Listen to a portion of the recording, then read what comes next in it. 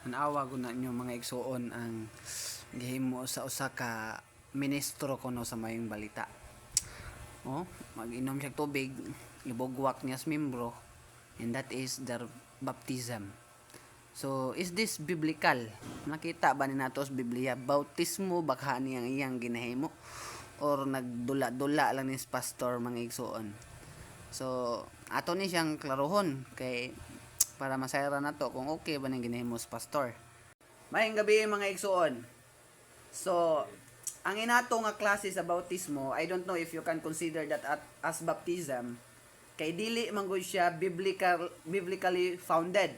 Kaya nga naman, ang term nga baptism man gud comes from the Greek word baptizo. Pag mingong gani kag baptizo mga igsuon, ang definition na is to dip, to immerse, and to submerge. Buti pa sabot, ilubong yun na siya. Nganong kailangan ilubong?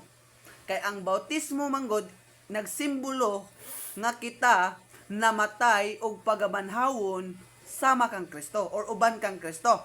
Natay teksto ng mga igsoon. Roma Kapitulo 6, versikulo 3 ngadto sa 8. Sa akong basahon.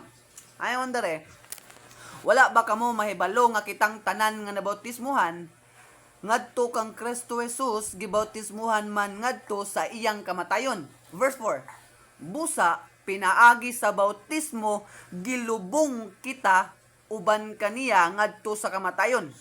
Aron nga maingon nga si Kristo gibanhaw gikan sa mga patay, pinaagi sa himaya samahan, kita usab magagawi diha sa kabag-o sa kinabuhi. Verse 4 pa lang duha. Si Kristo namatay, gilubong og nabanhaw. So kita pod bilang sumusunod ni Kristo, pinaagi sa simbolo sa bautismo, gilubong ta diha sa tubig sama sa kamatayon ni Kristo, pag-ahawa sa tuwa sa tubig sa mga na resurrecta with Christ. So kinahanglan mga igsuon nga sa diha nga mo perform tag baptism, fully immerse gina siya, immersion gina siya. Ilubong gina siya, that is to symbolize that we die with Christ and we are resurrected with Him. Kaya may tabo man god, kung igo lang nato pisik-pisikan, sa may kamatayon na ng pisik-pisik. O gago ato lang pisik-pisikan, usa man pag-resurrect ana. So wala siya nag-represent sa baptism, as actual baptism or sa symbolic meaning ana, which is to die and be resurrected with Christ. So ang baptism man gud mga kigsunan, that is a public declaration that you will now follow Christ and your old self mamatay na to siya. Subuti pa sabot, biyaan nimo ang imong kinabuhi kaniadto nga wala mahiuyon sa kabubuton sa Ginoo.